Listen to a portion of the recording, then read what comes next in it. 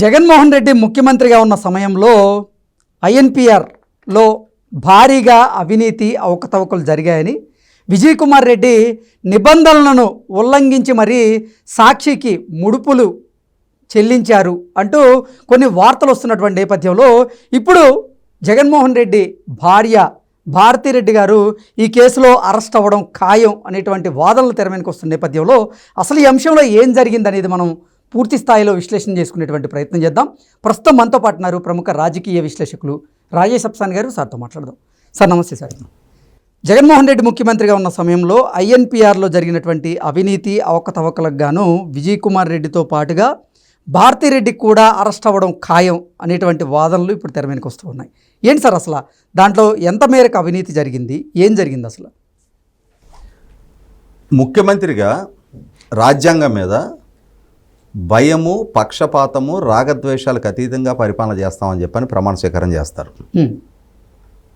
అంటే తామరాకు మీద నీటి బొట్టులాగా నా విధుల నిర్వహణ జరుగుతుంది తప్ప నేను నా అధికారాన్ని దుర్వినియోగం చేయను, నా అధికారాన్ని నా సొంత అవసరాలకి వినియోగించుకోను, నా పరిశీలనకు వచ్చిన సమాచారాన్ని నా విధుల నిర్వహణకు తప్పించి వేరే ఎవరికి తెలియజేయను అని చెప్పని ప్రమాణ స్వీకారం చేస్తారు. కానీ 5 సంవత్సరాలు జగన్మోహన్ రెడ్డి గారి పరిపాలన ఎలా జరిగింది? నాకు అధికారం దక్కింది, నా వాళ్ళకి తప్ప ఇంకెవరికి చేసుకుంటాను నేను? నా వాళ్ళకి లబ్ధి చేకూర్చుకోవటం కోసం ప్రజలు నాకు ఒక లైసెన్స్ ఇచ్చారు.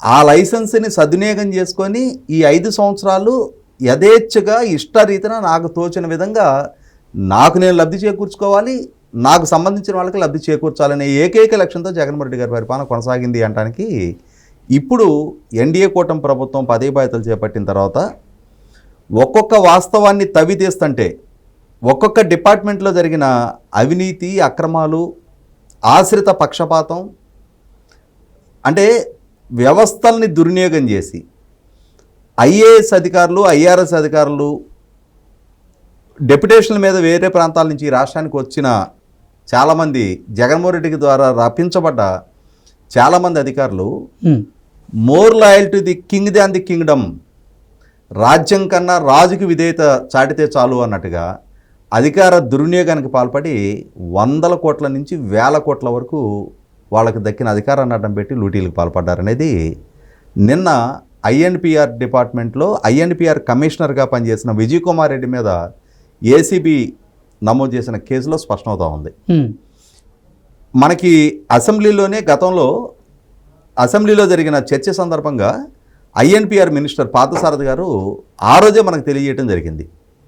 ఈ ప్రభుత్వ హయాంలో అంటే 2019 నుంచి 24 వరకు జరిగిన జగన్మోహన్ రెడ్డి గారి పాలనా హయాంలో 800 కోట్ల పైగా ప్రభుత్వ ప్రకటనల కోసం ఖర్చు పెడితే అందులో దాదాపుగా 400 కోట్ల రూపాయలు జగన్మోహన్ రెడ్డి గారికి సంబంధించిన సాక్షి మీడియాకే ఖర్చు పెట్టడం జరిగింది. సహజంగా మనకి ప్రభుత్వ ప్రకటనలు ఇవ్వాలి అని అంటే దానికి కొన్ని విధి విధానాలు ఉన్నాయి. ఏ సంస్థకి ప్రకటనలు ఇవ్వాలి అనేది, ఏ సంస్థకి ఎంత ఛార్జెస్ పే చేయాలి అనేది కూడా ఆ పత్రికకి కానీ ఆ మీడియా సంస్థకి కానీ ఉన్న వ్యూవర్షిప్ ఆర్ సర్క్యులేషన్ ప్రాతిపదిక మీద ప్రకటనలు విడుదల చేయాల్సి ఉంటుంది. వాళ్ళని ప్రయారిటైజ్ చేసుకోవాల్సి ఉంటుంది. అంటే మనకి ప్రభుత్వ గణాంకాల ప్రకారం ఏ మీడియా సంస్థకి ఎంత సర్క్యులేషన్ ఉంది అనేది అధికారిక గణాంకాలు ఉంటాయి.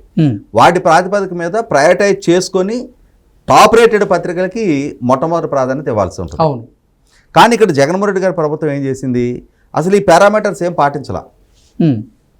జనరల్గా మనకి తెలిసే ఒక 10-15 న్యూస్ పేపర్స్ ఉన్నాయి కదా, చిన్న పెద్దవన్నీ కలిపి. వాటిల్లో ఎప్పటి నుంచో లార్జెస్ట్ సర్క్యులేటెడ్ డైలీ ఈనాడు,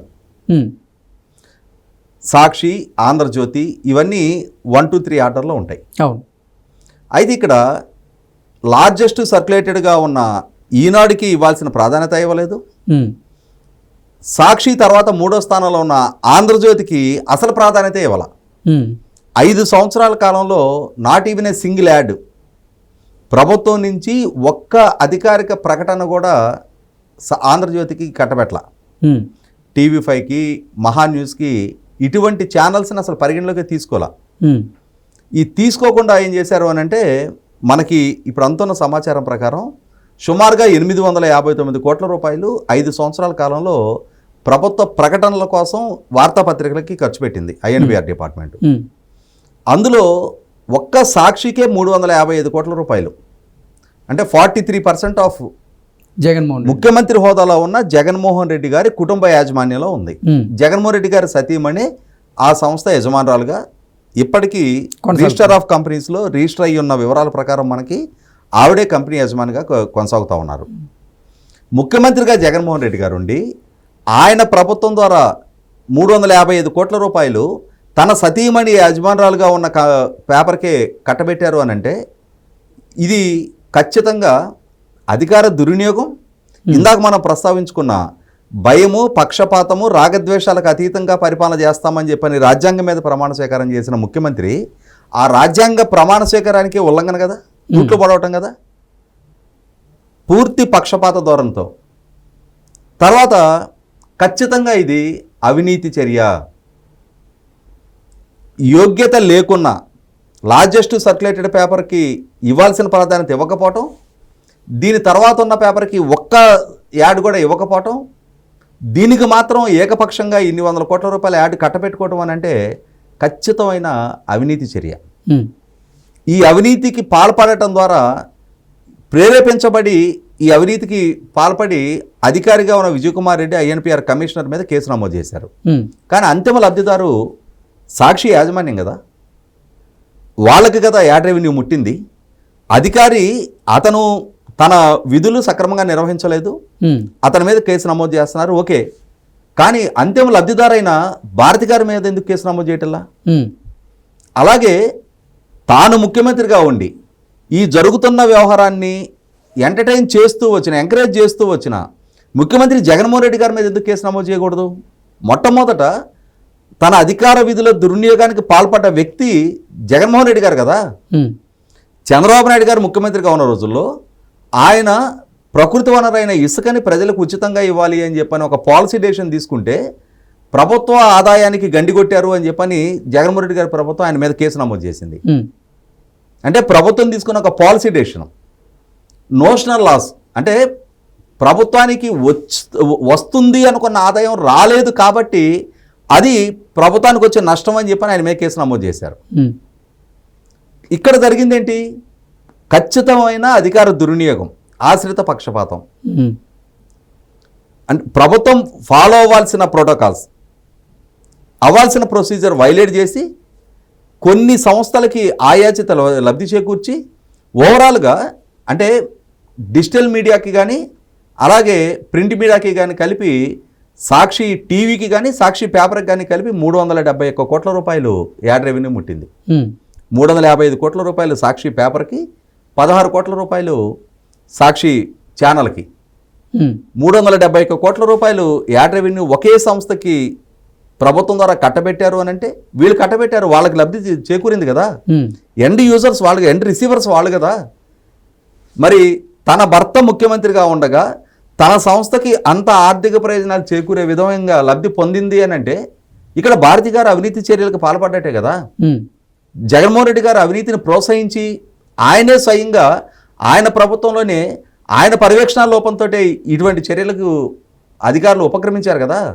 కాబట్టి ఇక్కడ 100కి 100 పాళ్ళు ఈ కేసులో జగన్మోహన్ రెడ్డి గారి మీద ఛార్జెస్ ఫ్రేమ్ చేయాలి, ఎండ్ యూజర్గా ఉండి అంతిమ లబ్ధిదారైన భారతి గారి మీద కూడా కేసులు నమోదు చేయాలి. నమోదు చేయటమే కాదు, అధికార దుర్వినియోగంతో ఇన్ని వందల కోట్లు అంటే స్థాయి లేకున్నా, వాళ్ళ పేపర్కి అంత యాడ్ కట్టబెట్టే స్థాయి లేకున్నా కూడా అన్ని వందల కోట్ల యాడ్ రెవెన్యూ కట్టబెట్టినందుకు ఖచ్చితంగా రెవెన్యూ రికవరీ యాక్ట్ కింద వాళ్ళ దగ్గర నుంచి ఆ డబ్బు మళ్ళీ రికవర్ చేయాలి ప్రభుత్వం. రేపటి రోజున ఏ ప్రభుత్వం అయినా ఏ పాలకుడైనా సరే అధికార దుర్వినియోగానికి పాల్పడితే ఇటువంటి చర్యలు ఉంటాయి అనేది దేశానికి ఒక సందేశం పంపించాల్సిన అవసరం ఉంటుంది. రీసెంట్గా మనకి జార్ఖండ్ ముఖ్యమంత్రి హోదాలో ఉన్న హేమంత్ సోరెన్ గారిని అరెస్ట్ చేశారు. ఏం కారణం చెప్పారు ఆ రోజు ఆయన అరెస్ట్ చేయడానికి? సిబిఐ అండ్ ఎన్ఫోర్స్మెంట్ డైరెక్టరేటు ఆయన మీద ఫ్రేమ్ చేసిన ఛార్జెస్ ఏంటి? ఆయన ముఖ్యమంత్రిగా ఉండి ఆయనే క్యాబినెట్లో కూర్చొని తన సొంత కంపెనీకి మైన్స్ కేటాయించుకున్నారు అని చెప్పని ఆయన మీద ఛార్జెస్ ఫ్రేమ్ చేశారు. మరి ఇవాళ దానికి జగన్మోహన్ రెడ్డి గారి ప్రభుత్వంలో జరిగిన ఈ నిర్ణయానికి మధ్య వ్యత్యాసం ఏముంది? మరి హేమంత్ సోరెన్ మీద కేసెస్ ఫైల్ చేసి ఆయన అరెస్ట్ చేసినప్పుడు ఇవాళ ఈ అంశం ప్రాతిపదికగా జగన్మోహన్ రెడ్డి గారిని, భారత్ గారిని ఎందుకు అరెస్ట్ చేయకూడదు?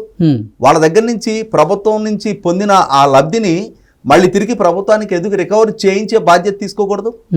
100% విజయ్ కుమార్ రెడ్డితో పాటుగా అసలు సిసలు కల్ప్రిట్ ఈ విషయంలో జగన్మోహన్ రెడ్డి గారు, అలాగే భారత్ గారు, వీళ్ళిద్దరి మీద కూడా కేసెస్ ఫైల్ అయితే రాల్సిందే, వాళ్ళ మీద కూడా ఛార్జెస్ ఫ్రేమ్ అవ్వాల్సిందే, వాళ్ళని కూడా అరెస్ట్ చేయాల్సిందే. రెవెన్యూ రికవరీ యాక్ట్ ద్వారా వాళ్ళ దగ్గర నుంచి తిరిగి ప్రభుత్వానికి ఆ పరిహారం రాబట్టి తీరాల్సిన అవసరం ఉంది. Okay sir, thank you so much.